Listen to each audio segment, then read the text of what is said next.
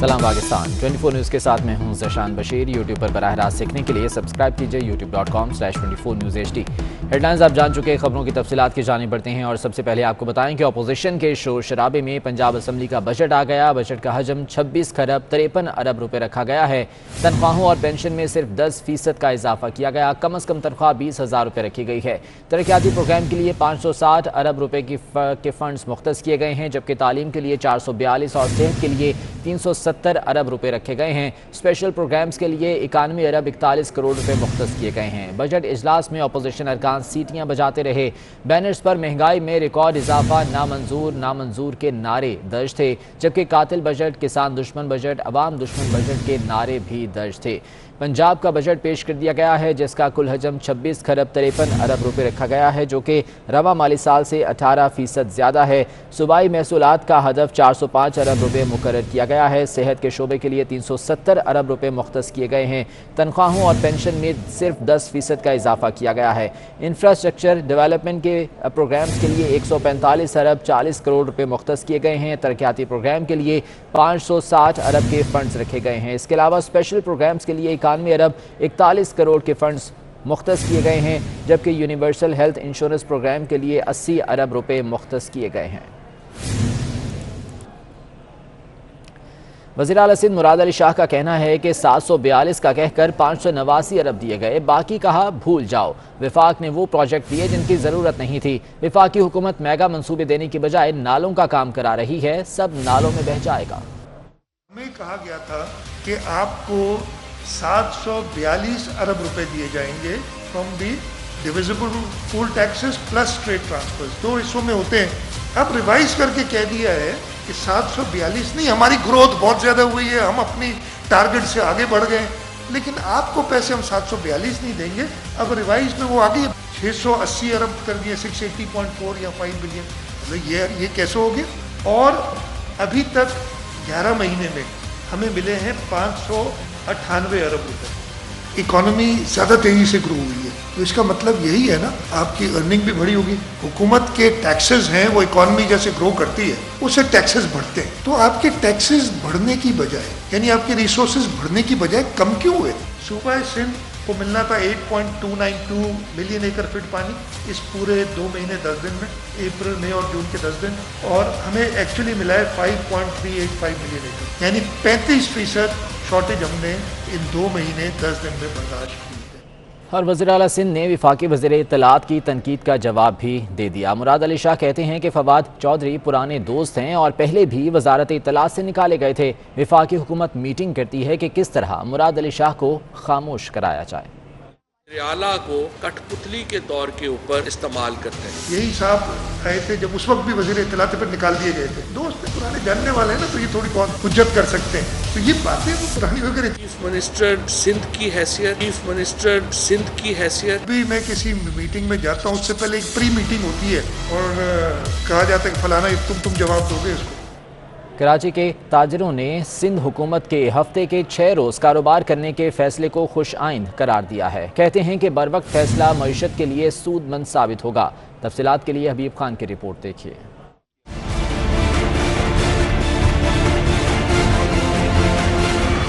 सिंध हुकूमत का एक और ताजिर दोस्त फैसला। सूबाई हुकूमत की कोरोना कमेटी ने कराची समेत सिंध भर में हफ्ते में 2 रोज कारोबार की बंदिश खत्म कर दी। फैसले से ताजिरों के चेहरे खुशी से खिल उठे।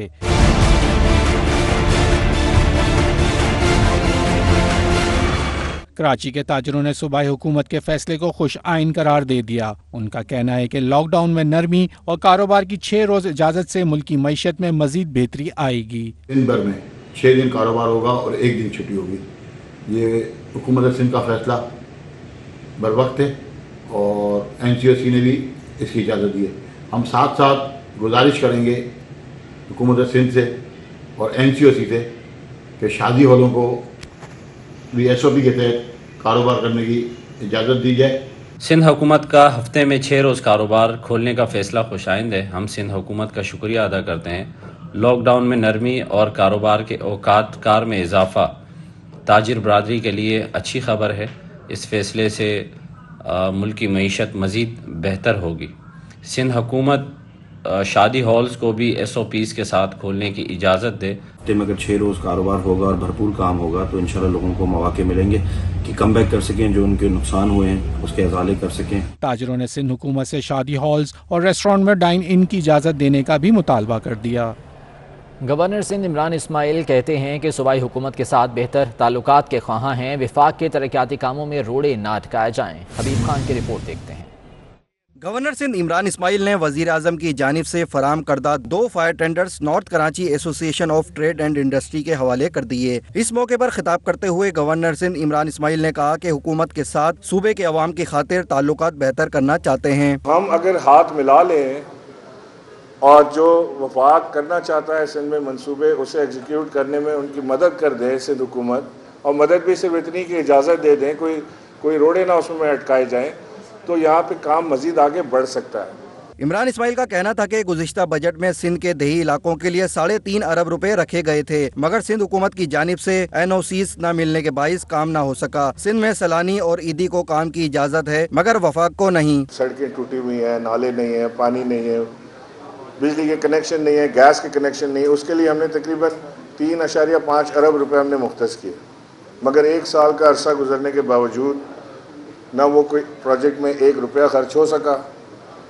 اس لیے کہ ہمیں سندھ حکومت سے جو NOCs درکار تھیں وہ حاصل نہیں ہو سکیں۔ اس موقع پر صدر نکاٹی فیصل معیز نے کہا کہ فائر ٹینڈرز دینے پر وزیر اعظم کے مشکور ہیں۔ کیمرامین سجاد رئیس کے ہمراہ حبیب خان، 24 نیوز، کراچی۔ خبروں کا سلسلہ آگے بڑھاتے ہیں۔ آپ کو بتائیں کہ دہشت گردوں کا کوئٹہ میں سیکیورٹی فورسز پر حملہ، FC کے اہلکار دہشت گردوں کی بچھائی بارودی سرنگ کا نشانہ بن گئے۔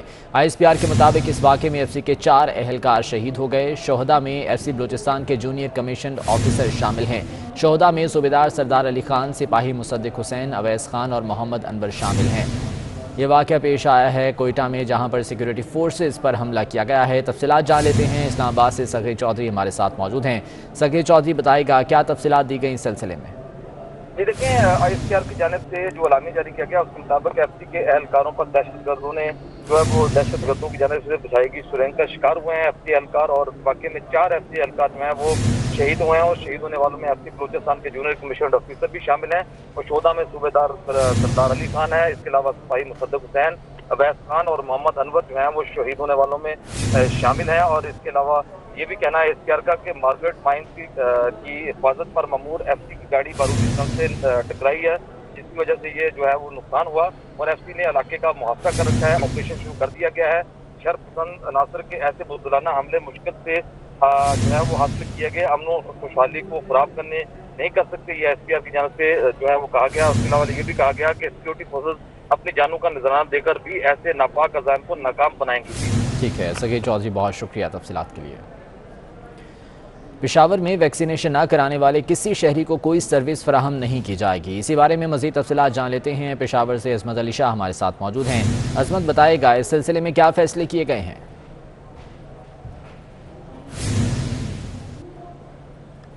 عظمت علی شاہ سے دوبارہ رابطہ کرنے کی کوشش کریں گے۔ پشاور میں ویکسینیشن نہ کرانے والے کسی بھی شہری کو کوئی سروس فراہم نہیں کی جائے گی۔ کرونا ویکسینیشن کے بغیر ہر قسم کی سروسز کی فراہمی پر پابندی عائد کر دی گئی ہے۔ اعلامیہ کے مطابق کرونا ویکسینیشن سرٹیفکیٹ دکھانا لازمی ہوگا۔ کراچی کے ضلع ملیر میں ایک اور ویکسینیشن سینٹر کا آغاز کر دیا گیا ہے۔ ڈپٹی کمشنر ملیر نے کراچی ایئرپورٹ پر ویکسینیشن سینٹر کا افتتاح کر دیا۔ افتتاح کے موقع پر DG سول ایوی ایشن بھی موجود تھے۔ کراچی کے ضلع ملیر میں ایک اور ویکسینیشن سینٹر کا آغاز کر دیا گیا ہے۔